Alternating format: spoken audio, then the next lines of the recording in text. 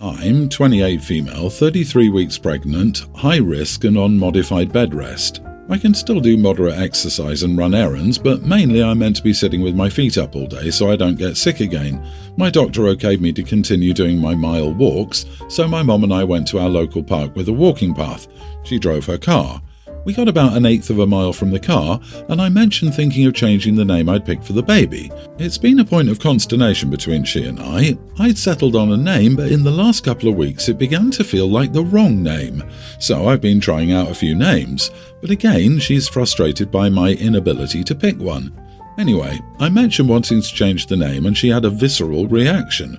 She growled, threw her hands up, yelled a curse, turned round and started storming off. I didn't realise what she was doing, but I just stood there and watched. I thought she was going to turn and come back, but instead she stormed to the car, got in and drove away. Even if I had realised what she was doing, I couldn't have caught up with her. I can only shuffle these days. I walked back to the parking lot thinking she was coming back and just messing with me, but 5 minutes passed and she was still gone. Unfortunately, my leggings don't have pockets, so I didn't have my cell phone with me. I went inside the community centre and fortunately some ladies were setting up for something and I asked if I could borrow a cell phone. I figured my mom wouldn't answer, so I called my grandfather, who lives 10 minutes from the park. He said he'd be right there to get me. About the time my granddad parked, my mom pulled back into the lot. She asked me why I called my grandfather instead of her, and I told her that she'd left me in a park without a cell phone, so I borrowed someone's and called the only number I had memorised that I knew would pick me up. Mum told my granddad she was sorry we'd bothered him and would take me home. I told her I wasn't getting in the car with her and she was crazy if she thought I was. She asked why and I told her, "You left your 8.5-month high-risk pregnant child in a park without a cell phone on an 85-degree day over something as stupid as naming a baby that isn't even due for another 7 weeks. She won't even know her name for months. It doesn't matter yet, but you let it become a whole drama." My granddad drove me home. He gave my mom a stern talking to when we got there. Mom is now walking around acting like she's the victim because I embarrassed her. She said I should have just got in the car with her. She's only offered a half-baked apology, but it was more of a sorry you feel the way you do apology and not a real one. She says I'm overreacting. If I overreacted, I want to know. Edit, she didn't know I didn't have my phone, so am I the idiot? Not the idiot. If your mom flips out this much before the baby is born, think long and hard about if you want to deal with that and more when the baby's coming and after it comes, and decide if you want that in your baby's life. Your mom seems to care more about her minor frustrations than your safety, and her unwillingness to accept responsibility is really concerning. Your mama is acting like her opinion about what you name her baby is any of her business. Well, it's not. And you can give your faux apology mother the cold shoulder until she shows some true remorse. Thank God for your grandpa. An OP, from now on, don't go anywhere without your cell phone, not even into the bathroom. Even the other room may be too far in an emergency if you're at high risk. Better safe than sorry. She has no right to know the name. Tell her it will be Pluto because you're mad it's no longer a planet. It's as ridiculous as her needing to know the baby's name in advance. I honestly thought this would end up with her coming back after 2 minutes and you being all huffy and risking your baby rather than getting in the car. But nope, plot twist. Your mom was irresponsible and you were right not to get in the car with her. The crown that your mother wears daily as drama queen weighs way too much. I bought a house a year ago and living alone in a 3-bedroom house, I had plenty of room to spare. I have a pet snake, a ball python. She's full grown at 4.5 feet long. She's lazy and chill and mostly lays under the heat lamps in a tank. But when I bought the house, I decided to let her have the run of a room since I had extra space. I sealed up the windows, doors, vents, light fixtures, and pretty much any crack she could try to squeeze through, and left the top off her tank so she could roam around. I got some big pieces of driftwood and screwed them together to make a big cat tree for snakes. She loves climbing it and hanging out by the window, though often she still lays in the tank since she likes the heat lamp. I've also got a few aquariums and terrariums in there with my octopus and lizards, all very well covered to keep the snake out, lol. I also have a sign on the door that says, "No step on snake." So with that context, I had a guy over at my house for a hookup. We'd met at a bar, judge if you want, lol, but that was the situation. And for some reason he went upstairs to use the bathroom. I told him where it was, and after peeing, went and opened the snake room door. I only noticed when I was downstairs getting her some water, and he yelled from upstairs and slammed the door. He was yelling, but there was a snake in my house, and I called back that I knew and it was my snake. She was chill. Then he came downstairs screaming at me that I should have warned him that I was a crazy B-word for having a snake just out in a room that he thought was my bedroom. I asked him why he was going through my rooms anyway. I just said he could use my bathroom. He said he was looking for my bedroom because he assumed I'd meet him there, but he was scolding me for having a snake and not telling him. I said there was a sign saying the snake was on the door, and he called me crazy again and walked out, saying I should have told him before he came over. I didn't need to, since it's not like I would have brought him in there anyway, and I didn't think he'd just be going around looking in all the rooms. Like, that's kind of weird. Am I the idiot for not warning a guy about the snake room? Girl, he wanted to show you his snake, not see yours. You are not the idiot. You only go snooping in rooms at someone's house if you've been invited into that room or told to go in. I don't think everyone is going to see that sign and assume a snake is in the room, but everyone should know not to snoop. In college, I had a roommate with a snake. Tiny 14-inch snake. Mostly just annoying because she took all 6 plugs for that snake on my side of the room. I also thought I would be Miss Tough Lady and watch her feed a live mouse to the snake, and nope, I did not do that. I wanted to rescue it. Oh well, I didn't. I know it was food. No dude would come into our room. My dad refused to come into our room with the snake. All the girls wanted to come coo at the snake. I don't know. I think the dude was being nosy, and he shouldn't be, but realistically, people are nosy. But yeah, you should probably warn people not to open doors, just so someone doesn't let the snake loose or harm the snake. I don't think people would see that sign and think a snake is just openly chilling. Sorry, OP, I don't think you're an idiot or anything. Not the idiot, that is funny as heck. Lately, my husband has been waking me up between 1 a.m. and 3 a.m. because he's hungry or wants a rub, back or arm. I hate being woken up when I'm sleeping. Last time he woke me up by poking me until I woke up. It's not hard, just insistent. I hate being woken up when I'm deep asleep. I told him he needs to not make a habit of it because if he wants a snack in the middle of the night, he can get it himself, and if he wanted a rub, he should have asked before we went to bed. He thinks I'm an idiot because I don't drive and he has to wake up to bring me to work every day, Monday through Friday at around 7:15 a.m. I tried to say waking up after 8 full hours is different than waking up in the middle of the night. I can usually fall back asleep fast after, but sometimes, like tonight, I have trouble. He said it's because his back hurts, etc. He wants a rub to fall back asleep, but only told me that tonight. I also sometimes wake him up snoring. Am I the idiot for not wanting to wake up in the middle of the night to make him a snack or give him a rub when he has to wake up to take me to work in the morning? I feel like I am the idiot because I didn't know it was because his back hurt and to help him fall back asleep, but at the same time, he's a grown man and can get his own midnight snack. Not the idiot. If my husband did this, I'd be rolling over, giving him divorce papers, and then rolling back and going back to sleep.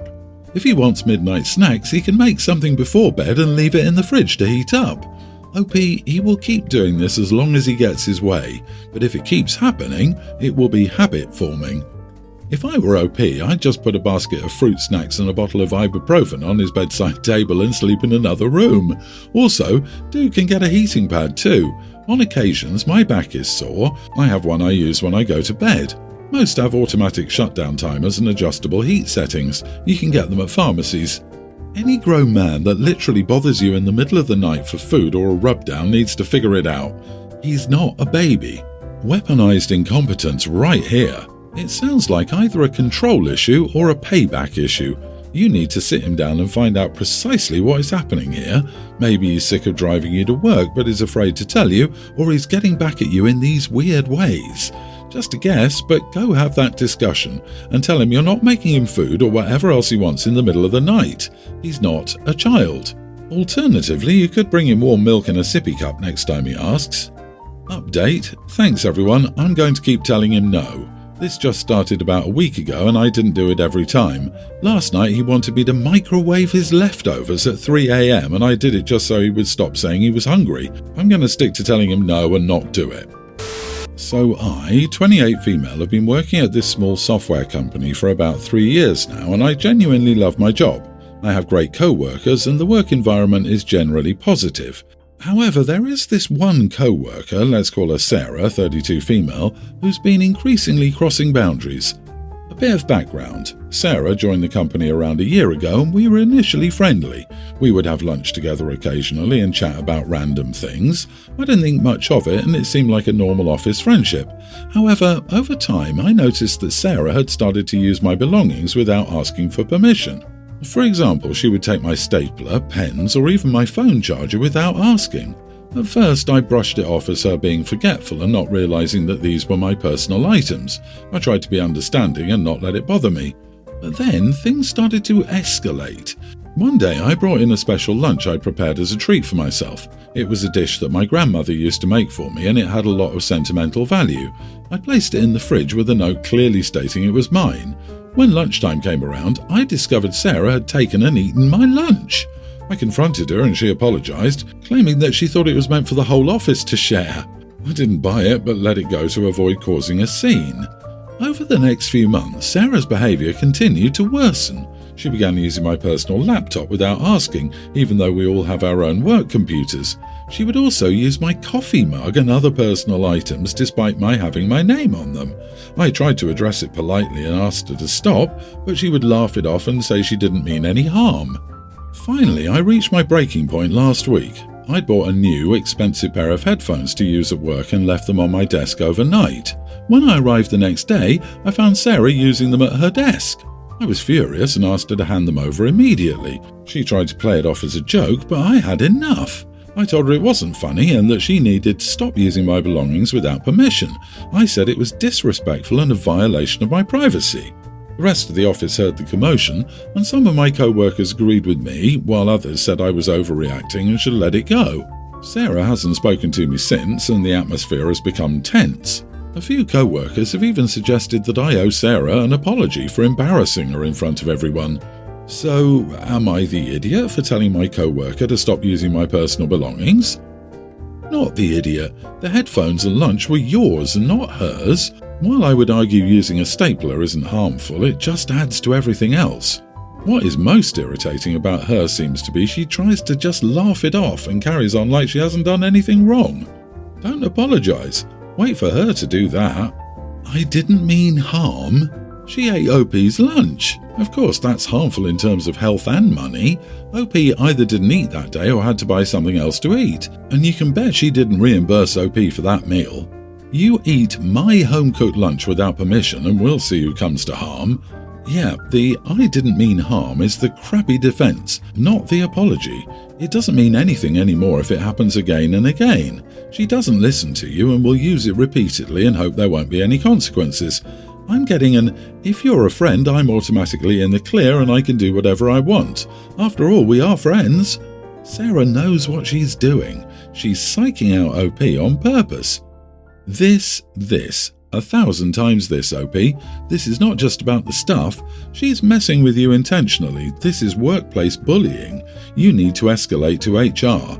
When you do, make clear that this is a pattern of intentional theft. She's likely trying to get you fired and you should be in no contact with this person, not a word, and inform HR that the next time she takes something, you'll call the police and do that. So the other day, my 35 male twin nieces, Aria and Nina, had their 12th birthday.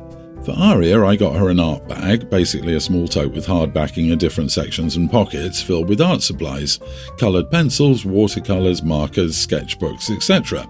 A young artist's cornucopia. For Nina, I bought some new softball supplies. She has new cleats, a batting helmet, 12 new softballs, she loses hers easily, and a metal bat. When the girls were unwrapping their presents, they both loved them. My sister, the twins' mom, shoots me a weird look, but I think nothing of it. Later, my sister gets me alone and confronts me about getting Aria more things than Nina. I responded that I tried to gear the gifts towards the girls' individual interests. She said that that didn't matter, that Aria got more things. She did get more individual items, and that wasn't fair. I actually added up the total cost later because I was feeling unsure, and the two gifts were of similar cost. Actually, Nina's gift was $20 more expensive. I did inform my sister of this. Still, she's been cold to me since then, which is weird because we're usually quite close. This is having me feeling even more unsure. Am I the idiot for my gifts to my nieces? OP, Is your sister Dudley Dursley? But last year I got 37. You got your nieces fair gifts. What is your sis on? She's so hyper-fixated on the number of items that she can't see how thoughtful the gifts really are. A+ Uncle moment. Not the idiot, your nieces are happy, which matters. Mother of twins here, you did wonderfully well and bought meaningful gifts to each girl. Underlined with the gift is the silent message, I see you and I know you. Their mother is worrying unnecessarily. As a mother of identical twin girls, I wanted them to be treated equally but individually. They often receive identical gifts, but those who know them best know their individual preferences, and it means a lot to them. In fact, it means more than the dollar value of the gift. Maybe your sister is worried that one will feel valued more than the other, but she is overreacting and will get over it. I agree with you. Opie, I can see where your sister's coming from. She doesn't want all the drama and fights if the twins take this perspective. Still, since the twins love it, she focuses on an imaginary situation and should let go of it.